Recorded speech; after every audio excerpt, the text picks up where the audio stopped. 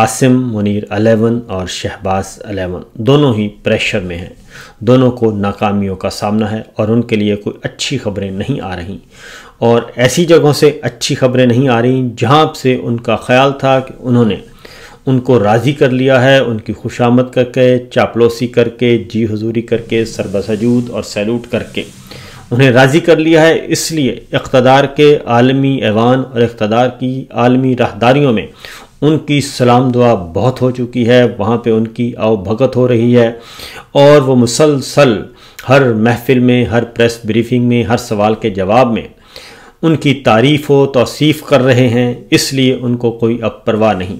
लिहाजा पाकिस्तान में और इस रीजन में वो उनके फ्रंटमैन हैं और उन्होंने उनको फ्रंटमैनी के लिए चुन लिया है, जैसे कि माजी में उन्हें चुना जा चुका था।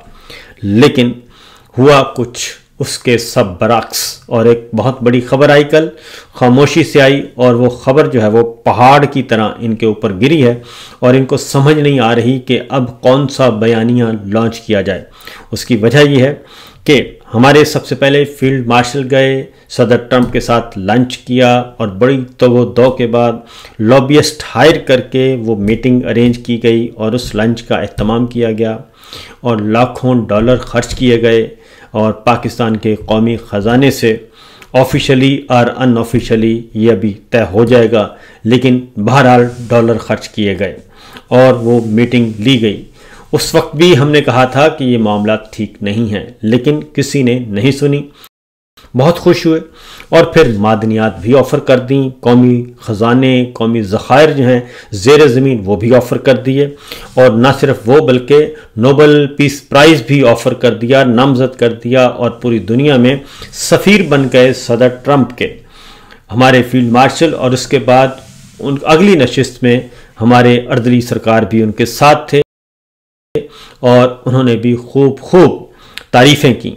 ये सब कुछ होता रहा और मुसलसल पिछले 3 महीनों से, बल्कि 4 महीनों से, मई से लेकर आज तक, मई से जून, जुलाई, अगस्त, सितंबर, अक्टूबर, 5 महीनों से कोई ऐसी ब्रीफिंग नहीं, कोई ऐसी मीडिया टॉक नहीं, कोई ऐसा सवाल नहीं जिसके जवाब में सदर ट्रंप ने दुनिया के मुख्तलिफ कोनों में जाकर हमारे हुक्मरानों की तारीफ़ ना की गई हो।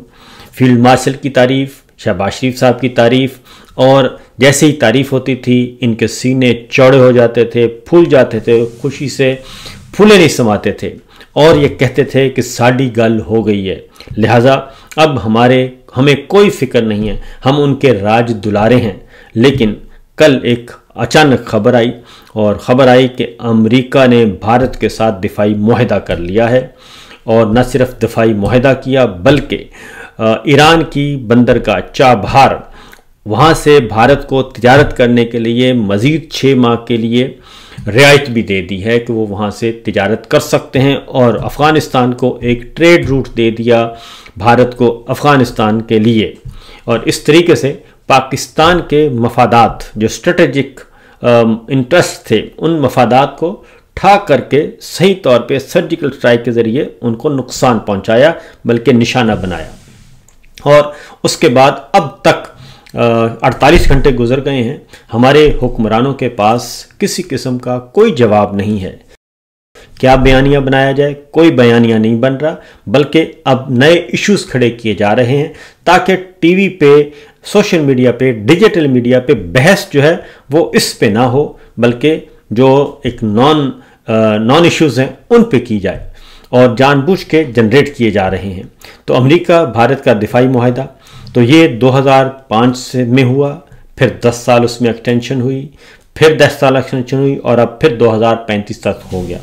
और ये मुआहदा हुआ कहाँ पे? कोलालमपुर में पेपर साइन हुए, एग्रीमेंट साइन हुआ। भारत के वजीर दफा कोलालमपुर पहुँचे, राजनाथ सिंह, और उधर से वजीर जंग अमेरिका के आए कोलालमपुर, और वहाँ पे मुआहदा हुआ और हमारे हुक्मरानों को कानो कान खबर ना हुई। अब जो अमेरिका में लॉबिस्ट हैं, इनके लिए लॉबिंग कर रहे थे, जाहिर है उनकी भी ये नाकामी है, और वो तो हर रोज़ इनको खुशखबरियाँ सुना रहे थे, लेकिन उनके लिए भी ये एक धचका लगा और अब वो वजाहतें कर रहे हैं कि जनाब ये तो पुराना एग्रीमेंट है और ये तो 2005 से चला आ रहा है, तो अब तो सिर्फ रिन्यू हुआ है। तो जनाब रिन्यू है वो भी मुआहदा ही होता है, और अब भी ये तो और भी ख़तरनाक बात है कि 2005 से ये एग्रीमेंट चला आ रहा है और उसको इस वक्त जबकि हमारे हुक्मरान सरबसजूद हुए जाके वाइट हाउस में और वाशिंगटन में और पेंटागन में, तो उसके बाद तो ये और भी ख़तरनाक काम है। तो लिहाजा जितने भी लॉबियस्ट थे उन्होंने अपने पैसे खड़े कर लिए और जो रिज़ल्ट निकला वो हमारे सामने है। उसके बाद जनाब अब जवाब कोई नहीं है, अब कह रहे हैं जी हमने नोटिस ले लिया है और हम जायज़ा ले रहे हैं। और इस वक्त ये सब कुछ इसलिए हुआ है कि जब आप हमारे हुक्मरान जो हैं वो जब इसलिए जाते हैं कि जनाब आप हमारी बात करें, पाकिस्तान में आइन, कानून, जमहूरियत, इस तरह की किसी बात पे तवज्जो ना दें, इंसानी हकूक़ की बात पे तवज्जो ना दें, इलेक्शन चोरी हुए हैं इस बात पे तवज्जो ना दें, बस आप हमारे पे दस्ते शफ़क़त रखें और हमें जारी सारी रखें, बाकी काम आप हम पे छोड़ें, हम करते रहेंगे। तो इसलिए फिर ये तो होता है। तो बहरहाल ये वही चाबहार बंदरगाह है जहाँ पे हमने बहुत कुछ साल पहले कुलभूषण को गिरफ्तार किया था और वहाँ पे बैठ के वो काम कर रहा था और उसको बड़े तरीके से ट्रैप करके पाकिस्तान की हदूद में लेके आए और वहाँ से उनको काबू किया और पूरे का पूरा नेटवर्क जो है वो डिसमेंटल किया। ये सारे का सारा हम कर चुके, अब वही बंदरगाह बहाल हो रही है। उसके बाद अगला अफ़गानिस्तान में अफ़गान पॉलिसी नाकाम हो चुकी और अफ़गानिस्तान में क्या हो रहा है कि जहाँ से दर्जनों जो भारत के कौंसलेट खाने थे पाक अफ़गान सरहद के करीब करीब, वो सारे के सारे वहाँ से ख़त्म हो गए थे। जब अशरफ गनी हुकूमत ख़त्म हुई और अफ़गान तालिबान ने काबुल में और अफ़गानिस्तान में कंट्रोल संभाला, तो सारे भारत जो है वो सारे सफारत खाने, कौंसलेट खाने छोड़ के वहाँ से निकल गया था, भाग गया था। लेकिन अब हमारी नाकामियों की वजह से वो दोबारा से अब वापस आ चुके हैं और आहिस्ता आहिस्ता वो दोबारा कौंसलेट खाने जो हैं वो आहिस्ता आहिस्ता काम शुरू कर देंगे, क्योंकि अफ़गानिस्तान और भारत के जो सिफारती ताल्लुकात हैं वो बहाल हो चुके हैं। तो ये दूसरी नाकामी है। उसके बाद हम क्या करते रहे, एक और ख़बर ले लें ताकि आपको अंदाज़ा हो सके कि हो क्या रहा है। एक साल में हुकूमती कर्ज़ों में 10,000 अरब रुपए का इजाफा हो गया है और मजमूई कर्जा जो हुजम है वो 84,000 अरब और अगले 3 साल में शरह नमू जो है वो 5.7% रखी है, लेकिन वो 3 से ऊपर का जा ही नहीं सकती जो इस वक्त है सिचुएशन। तो एक साल हुकूमती कर्जा 10,000 अरब रुपए का इजाफा हो रहा है और जुलाई ता अक्टूबर 270 अरब रुपए का टैक्स शॉर्ट फॉल है। जुलाई से अक्टूबर तक, यानी कि पहली तिमाही जुलाई, अगस्त, सितंबर, अक्टूबर, 4 महीनों का शॉर्टफॉल 270 अरब रुपया है। तो ये है हमारी इकोनॉमी और ये है हमारी सूरत हाल। और क्या कर रहे हैं हमारे हुक्मरान? हमारे हुक्मरान इस वक्त खेल रहे हैं 27वीं तरमीम, ताकि उनके इख्तदार को, इख्तियार को और नाजायज़ सरकार को दवाम मिले और जवाज़ मिले और उन तक कोई ना पहुंच सके। ये सब कुछ किया जा रहा है। 27वीं तरमीम इनकी पॉलिटिकल विक्टिमाइजेशन, इनकी तरजीह, और इसके अलावा और कुछ नहीं है जो हम कह सकें। तो उस पर अब तबसरे भी हो रहे हैं, तज्ज़ियाकार भी आ रहे हैं और वो बता रहे हैं कि किस तरीके से सदर ट्रंप ने इनके साथ हैंड किया और इनको ऐसी दुलती ठोकी है कि इनको होश ठिकाने आ गए हैं और अब इनके पास कोई जवाब नहीं है कि वो क्या करें। अब आते हैं ज़रा दाखिली सियासत की तरफ। दाखिली सियासत में क्या हो रहा है? दाखिली सियासत में मौलवियों को अब ख़रीदा जा रहा है, क्योंकि बाकी तो काम हो गए और जो मुरीद के है अब उसको इस्तेमाल किया जा रहा है। जिस तरीके से पाकिस्तान तहरीक इंसाफ के ख़िलाफ़ एक 9 मई फॉल्स फ्लैग ऑपरेशन किया गया और पीटीआई को ख़त्म करने की, क्रश करने की कोशिश की गई, उसी तरीके से अब मजहबी जमातों के ख़िलाफ़ क्रैकडाउन चल चुका है और समझ नहीं आ रही मौलवियों को, उलमाए कराम को, कि उनके साथ होने क्या जा रही है। टीएलपी एक बहाना है असल निशाना जो है वो सारी की सारी मजहबी सियासी जमातें और मजहबी कारकुन हैं जो सियासी जमातों से जुड़े हुए हैं। और इसलिए कि एक ग्रेटर एजेंडा चल रहा है कि पाकिस्तान से मजहबी सियासी जमातों को फारिग किया जाए, और उसके लिए अब अगला काम शुरू हो चुका है। ये मेरे सामने एक इकरारनामा पड़ा है, क्योंकि मौलवी हजरात को 25-25 पहले 10,000 अब फिर 25,000 रुपये महाना देने का ऐलान किया गया। और अज दफ्तर असिस्टेंट कमिश्नर तहसील खानेवाल, और ये इकरारनामा कम बेश हुकूमत पंजाब के तमाम मौलवी हजरात को दिया गया है, जिसमें उन्होंने वाज़ेह तौर पर लिखा है कि ये मौलवी साहिबान जो हैं ख़तीब और अइम्मा इकराम उनके लिए है कि मैं दर्ज झेल शराइत पर मुकम्मल तौर पर अमल करने का इकरार करता हूँ। ये इकरारनामा है। मैं मस्जिद के प्लेटफॉर्म से किसी किस्म की मजहबी मुनाफरत से फ़िरक़ा वाराना इश्तियाल अंगेज़ तकरीर बयान नहीं करूँगा हुकूमत के ख़िलाफ़।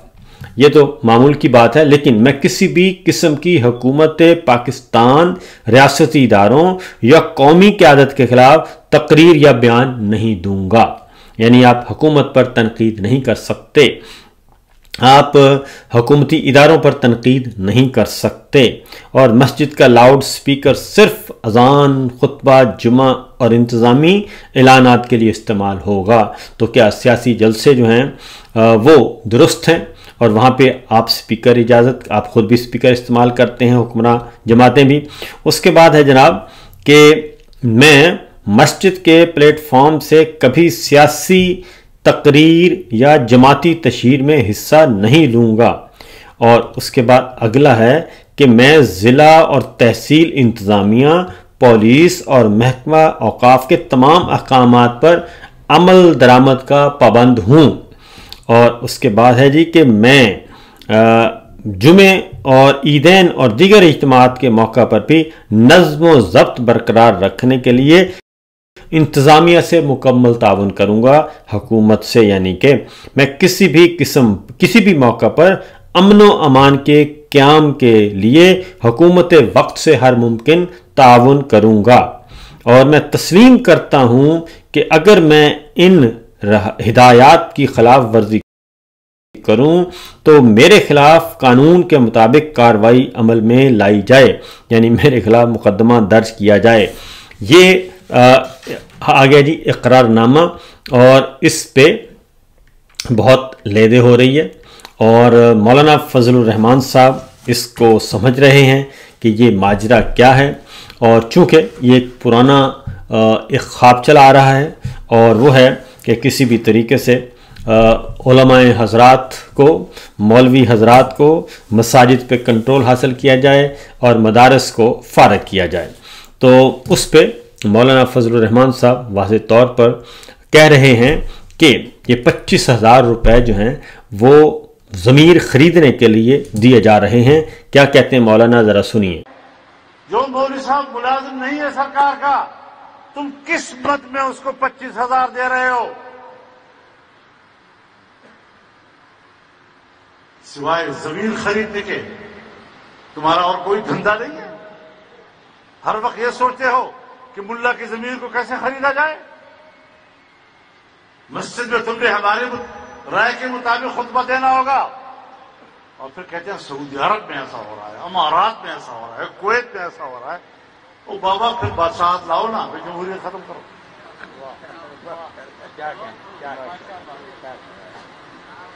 एक मौलवी के लिए वो मिसाल बनता है, निजाम के लिए नहीं है। तो वो कहते हैं जनाब, आप मिसाल दे रहे हैं सऊदी अरब की, कुवैत की, यूएई की, कतर की, तो फिर आप पाकिस्तान में बादशाहत कायम कर दें, और बादशाहत कायम करके ये फिर अपना निज़ाम पूरे का पूरा वही वाला ले आएँ। तो जमहूरियत के होते हुए तो ये नहीं होगा। और असल में मसला यही है कि ये TLP तहरीक लब्बैक तो एक बहाना था, असल निशाना पूरे के पूरे उलमा किराम, मौलवी हजरात, मसाजिद, मदारिस सब के सब हैं। और